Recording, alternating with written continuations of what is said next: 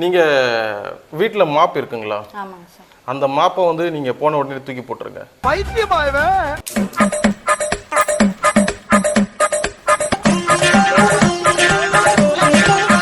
PCOD, PCOS அப்படின்னு சொல்லக்கூடிய நீர்க்கட்டிகள் அது 3 ஊதம். அதுக்கப்புறம் இந்த மாட்டு சாணம் எல்லாம் கரைச்சி ஒரு சின்ன ஜக்கில் தண்ணி எடுனா கூட அவங்களால வந்து இடுப்பு பிடிச்சிக்குது அப்படின்லாம் சொல்லி கஷ்டப்படுறாங்க.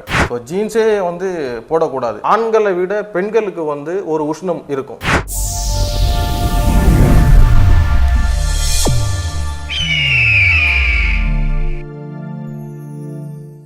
வணக்கம் நேயர்களே. இன்னைக்கு பொதுவாக பெண்கள் கர்ப்பப்பையினால் ஃபேஸ் பண்ணுற ப்ராப்ளம் எப்படி க்யூர் பண்ணுறோம் அப்படின்றத பற்றி அக்குபஞ்சர் டாக்டர் சையத் கிட்ட நம்ம இன்னைக்கு கேட்டு தெரிஞ்சுக்கலாம். வணக்கம் டாக்டர். வணக்கம்மா. பொதுவாக பெண்கள் கர்ப்பப்பையினால் நிறைய ப்ராப்ளம் ஃபேஸ் பண்ணிட்டு இருக்காங்க. அது என்னென்ன ப்ராப்ளம்ஸ் மோஸ்ட்லி வருது அப்படின்றத சொல்லுங்கள். ஸோ மோஸ்ட்லி பார்த்தீங்க அப்படின்னா பிசிஓடி, பிசிஓஎஸ் அப்படின்னு சொல்லக்கூடிய நீர்க்கட்டிகள் அதிகமாக வருது. இது ஃபஸ்ட்டு திங். ஸோ இதுக்கு அடுத்த திங் என்ன அப்படின்னா ஃபைப்ராய்ட்ஸ் அந்த மாதிரி விஷயங்கள் வருது.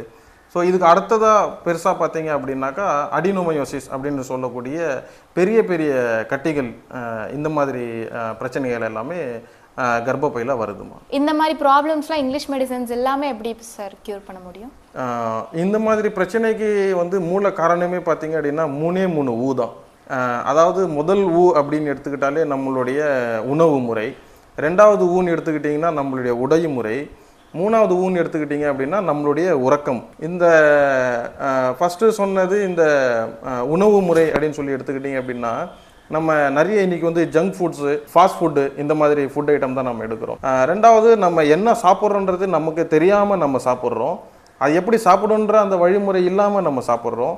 ரெண்டாவது அது டைஜஷன் ஆகுதா இல்லையான்றது தெரியாமலே நம்ம திருப்பியும் அந்த உணவுக்கு மேலே இன்னொரு உணவை நம்ம வந்து போட்டு டம்ப் பண்ணுறோம். ஸோ முதல்ல நம்ம மாற்ற வேண்டியது நம்மளுடைய உணவு முறை. முன்னாடிலாம் வந்து பார்த்திங்கன்னா நல்லா லேடிஸ்லாம் வந்து ஃபுட்டு சாப்பிட்டாங்க. அவங்க வந்து நல்லா ஒர்க்கும் பண்ணாங்க. கிராமத்து சைட்லாம் பார்த்திங்க அப்படின்னா விடிய காலையில் எழுந்திரிச்சு அந்த மாட்டு சாணத்தால் நல்லா வாசல் எல்லாம் தெளித்து, இந்துஸ்ல கூட பார்த்திங்க அப்படின்னா காலையிலேயே விடிய காலையில் எழுந்திரிச்சு கோலம் போடுறது. கோலம் போடும்போது பார்த்திங்கன்னா கிட்டத்தட்ட ஒரு 15லேருந்து ஒரு அரை மணி நேரம் அவங்க கீழே உட்காந்துட்டே இருப்பாங்க. அந்த அந்த மெத்தடில் உட்காந்துட்டு இருப்பாங்க கோலம் போடுற வரைக்கும். அதுவே பார்த்திங்கன்னா ஒரு பெரிய எக்ஸசைஸ். அதுக்கப்புறம் இந்த மாட்டு சாணம் எல்லாம் கரைச்சி வீடெல்லாம் தெளித்து பெருக்கிறது. அப்புறம் பார்த்திங்க அப்படின்னா தண்ணி குடம் வந்து தூக்குவாங்க. பட் இன்றைக்கி இருக்கிறவங்க வந்து ஒரு சின்ன ஜக்கில் தண்ணி எடுனா கூட அவங்களால வந்து இடுப்பு பிடிச்சிக்குது அப்படின்லாம் சொல்லி கஷ்டப்படுறாங்க. பட்டு முன்னாடி இருந்த லேடிஸ்லாம் பார்த்தீங்க அப்படின்னா குடத்தை தூக்கிட்டு இடுப்பில் ஒரு குடம் இருக்கும், தலையில் ஒரு குடம் இருக்கும், அதை எடுத்துக்கிட்டு அவங்க ரொம்ப தூரம் நடந்தாங்க. ஸோ இதெல்லாம் வந்து ஒரு எக்ஸசைஸாக இருந்துச்சு. அவங்களுக்கு நல்லா ஹெல்த்தியாக சாப்பிட்டாங்க, அதுக்கேற்ற மாதிரி அவங்க வேலைப்பாடும் பார்த்தாங்க. ரெண்டாவது அப்படி என்னன்னா உடை அப்படின்னு சொல்லியிருந்தேன். அதாவது நவநாகரிகம் உலகம் அப்படின்ட்டு வந்த உடனே முன்னாடிலாம் பார்த்தீங்கன்னா சேலை தான் அதிகமாக கட்டிகிட்டு இருந்தாங்க. அதுக்கப்புறம் இந்த நைட்டி எல்லாமே வந்தது. நைட்டி போயிட்டு அதுக்கப்புறம் ஒரு காலகட்டத்தில் ஜீன்ஸ் எல்லாமே வந்துச்சு. ஜீன்ஸ் போயிட்டு இப்போ என்ன அப்படின்னா இன்றைக்கி வந்து இந்த லெக்கின்ஸ் அப்படின்னு சொல்லி போடுறாங்க. ஸோ ஜீன்ஸே வந்து போடக்கூடாது. அதாவது உடலில் வந்து அந்த துணி எப்படி இருக்கணும்னா நல்லா காத்தோட்டமாக இருக்கணும் நம்மளுக்கு. ஸோ அந்த மாதிரியான உடை தான் நம்ம போடணும். ஜீன்ஸும் பார்த்தீங்க அப்படின்னா ஆரம்ப காலகட்டத்தில் ஆண்கள் தான் போட்டுட்டு இருந்தாங்க. அதுக்கப்புறம் நவநாகரிக உலகம்னு சொல்லிட்டு பெண்களும் போட ஆரம்பித்தாங்க, லெக்கின்ஸும் போட ஆரம்பித்தாங்க. ஸோ இந்த லெக்கின்ஸ் எல்லாம் போடுறதுனால என்ன ஆகுதுன்னா இந்த உடலில் வந்து பொதுவாகவே ஆண்களை விட பெண்களுக்கு வந்து ஒரு உஷ்ணம் இருக்கும். ஸோ அப்போ என்னன்னா இந்த மாதிரி டைட்டான ட்ரெஸ் எல்லாம் போடும்போது காத்தோட்டம் சரியாக இல்லாததுனால உஷ்ணம் வந்து இன்னும் கொஞ்சம் கூடுது. ஸோ அப்போ என்னன்னா நம்ம அந்த மாதிரி ட்ரெஸ்ஸஸ்லாம் வந்து நம்ம அவாய்ட் பண்ணணும். மூணாவதாக பார்த்தீங்க அப்படின்னாக்கா உறக்கம் அப்படின்னு சொன்னேன். முன்னாடிலாம் வந்து ஆம்பளைங்க தான் வேலைக்கு போயிட்டு இருந்தாங்க. அதுக்கப்புறம் லேடிஸும் வேலைக்கு போக ஆரம்பித்தாங்க. குட், நல்ல ஒரு முன்னேற்றம். பட் என்னென்னா இந்த நைட் ஷிஃப்ட்லாம் கூட வந்து இப்போ நிறைய இந்த கேர்ள்ஸ் எல்லாமே போக ஆரம்பிச்சுட்டாங்க. ஸோ என்னென்னா அவங்களுக்கு வந்து அந்த 8 ஹவர்ஸ்க்கான தூக்கம் வந்து இல்லை. பொதுவாகவே வந்து ஆண்டவன் வந்து பகல் இரவுன்றதை வந்து பகலில் வந்து உழைக்கிறதுக்கும் நைட்டில் வந்து ரெஸ்ட் எடுக்கிறதுக்காக தான் வந்து இந்த மாதிரி ஆண்டவன் படைத்தான். பட் இப்போ என்னென்னா எல்லாருமே காமனாக வந்து நைட் ஷிஃப்ட்டுக்கும் வேலைக்கெல்லாம் போகிறாங்க. அப்போது ஒரு 8 ஹவருக்கான அந்த தூக்கம் அப்படின்றது இல்லை. ஸோ பெண்களும் அந்த மாதிரி போகும்போது நீங்கள் தூங்காமல் இருந்தீங்க அப்படின்னா ஆட்டோமேட்டிக்காக உங்களுக்கு ஹீட் வந்து பாடியில் ஜென்ரேட் ஆகும். ஸோ ஏற்கனவே சொன்ன மாதிரி ஆண்களை கம்பேர் பண்ணும்போது பெண்களுடைய உடலில் உஷ்ணம் கொஞ்சம் கூடுதலாக இருக்கும். ஸோ நீங்கள் தூங்காமல் இருந்தீங்க அப்படின்னா அப்போது இன்னும் கொஞ்சம் ஹீட் ஜென்ரேட் ஆகும். ஸோ அந்த ஹீட்லாம் எங்கே அக்குமுலேட் ஆகும் அப்படின்னா கண்டிப்பாக லேடிஸாக இருந்தால் அது யூட்ரஸ்க்கு தான் ஃபஸ்ட்டு எஃபெக்ட் வரும். ஸோ இந்த மாதிரி அந்த 3 ஊ தான் பிரச்சனை.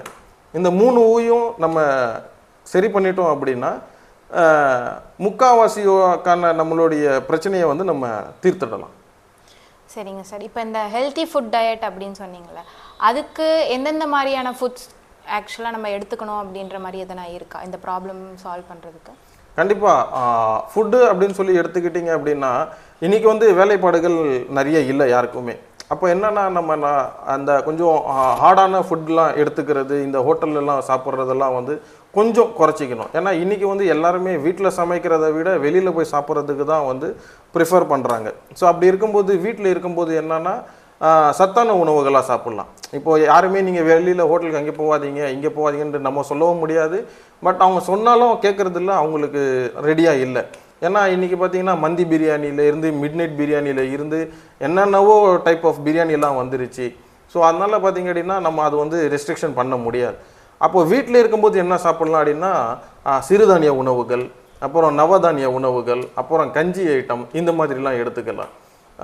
ஏற்கனவே சொன்ன மாதிரி ஆண்களை விட பெண்களுக்கு உஷ்ணம் கொஞ்சம் கூடுதலாக இருக்கும் அப்படின்றதுனால அந்த உஷ்ணத்தை குறைக்கிறதுக்கு அவங்க வந்து இந்த பழையது வந்து கொஞ்சம் நிறைய எடுத்துக்கலாம். இப்போது இந்த மாதிரி பிரச்சனையெல்லாம் சரி பண்ணுறதுக்கு என்னென்ன வழி இருக்குது டாக்டர்?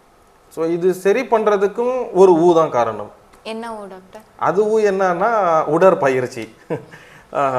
நான் முன்னாடியே சொன்ன மாதிரி முன்ன லேடிஸ்க்கெலாம் வந்து பார்த்திங்கன்னா அவங்க வீட்டில் வாஷிங் மிஷின் கிடையாது, மிக்சி கிடையாது, ஸோ ஃப்ரிட்ஜு கிடையாது.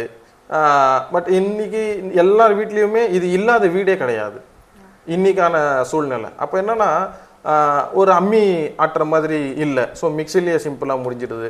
உட்காந்து துணி துவைப்பாங்க, ஸோ நல்லா கையை தூக்கி இப்படி தூக்கி அடிப்பாங்க. அப்போ என்னென்னா அவங்க கைக்கு ஷோல்டருக்கெலாம் ஒரு எக்ஸசைஸாக இருந்துச்சு.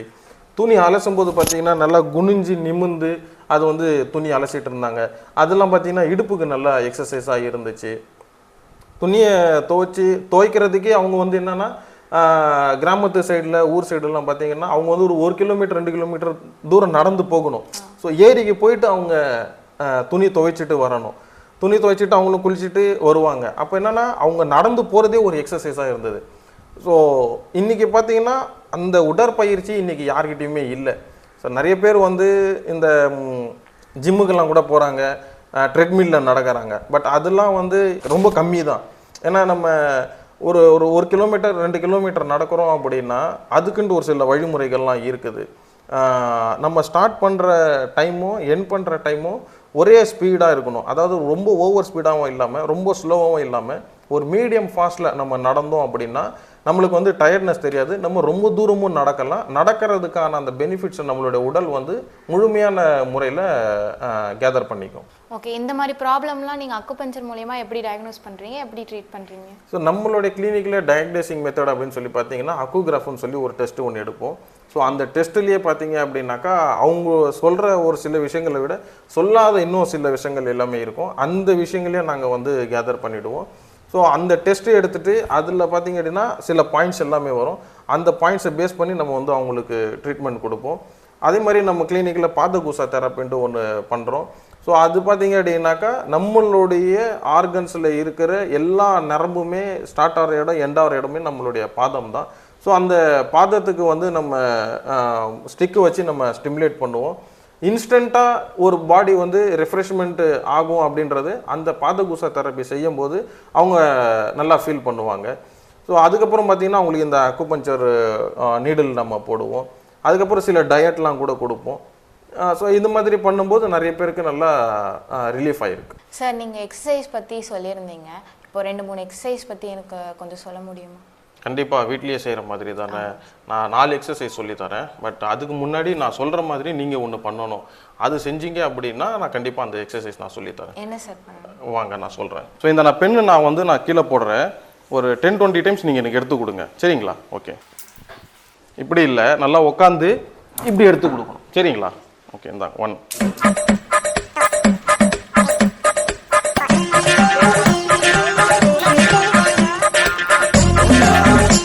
இன்னொரு 5 டைம்ஸ் 10 டைம்ஸ் பண்ணுங்க.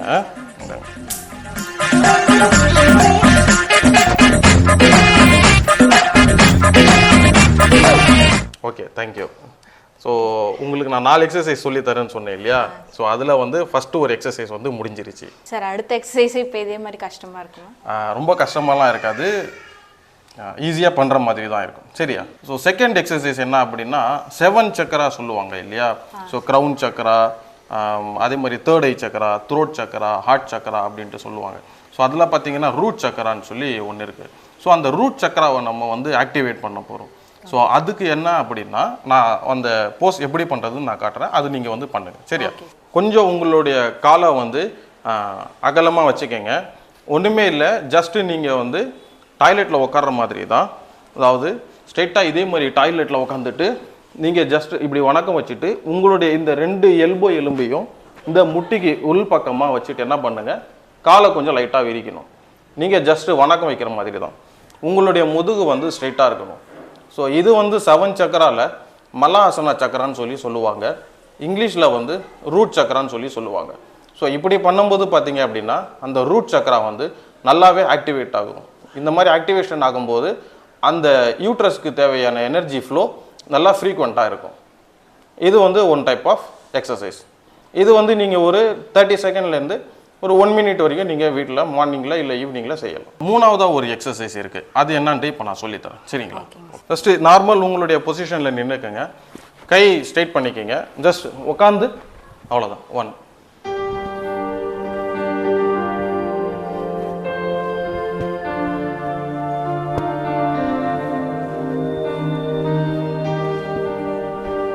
ஸோ இந்த மாதிரி பண்ணும்போது பார்த்தீங்க அப்படின்னா உங்களுடைய நீ, உங்களுடைய தைஸ், உங்களுடைய ஹிப் இது எல்லாமே வந்து ஆக்டிவேஷன் ஆகும். ரெண்டாவது இங்கே இருக்கிற அன்வான்ட் கொலஸ்ட்ரால் அது எல்லாமே என்ன ஆகும்னா டைல்யூட் ஆகும். ஸோ இந்த மாதிரி பண்ணும்போது என்ன பார்த்தீங்கன்னா நல்லா உங்களுக்கு வந்து எனர்ஜி சர்க்குலேஷன் நிறையவே கிடைக்கும். சார் அப்போ 4வது எக்ஸசைஸ் என்னது சார்? ஸோ 4வது எக்ஸசைஸ் வந்து நீங்கள் வீட்டில் மாப் இருக்குங்களா? ஆமாங்க சார். அந்த மாப்பை வந்து நீங்கள் போன உடனே தூக்கி போட்டுருங்க. ஏன் சார்? நீங்கள் வீடு துடைப்பீங்க இல்லையா? ஆமாம். ஸோ மாப்பு இருந்தால் நின்றுட்டே தானே துடைப்பீங்க. ஆமாம். மாப்பை தூக்கி போட்டால் நீங்கள் உட்காந்தே தானே துடைக்கணும். ஓகே. ஸோ அதுதான் வந்து உங்களுடைய 4வது எக்ஸசைஸ். சார் அப்போ இது இன்னும் கஷ்டமாக இருக்குமே, அது இப்போ பழக்கமே இல்லையே. அது பழகிக்கணும். ஸோ அதுதான் வந்து நம்மளுடைய மாப்லாம் வர்றதுக்கு முன்னாடி நம்மளுடைய பெரியவங்கெல்லாம் வந்து நம்ம வீட்டை வந்து அப்படி தான் துடைச்சிக்கிட்டு இருந்தாங்க. ஸோ அப்படிலாம் பண்ணும்போது பார்த்தீங்கன்னா அதெல்லாம் வந்து ஒரு நேச்சுரலான ஒரு எக்ஸசைஸ். ஸோ அதெல்லாம் பண்ணும்போது சர்க்குலேஷன் நல்லா ஆகும், அந்த எனர்ஜி ஃப்ளோ வந்து நல்லா ஃப்ரீக்வெண்ட்டாக இருக்கும்.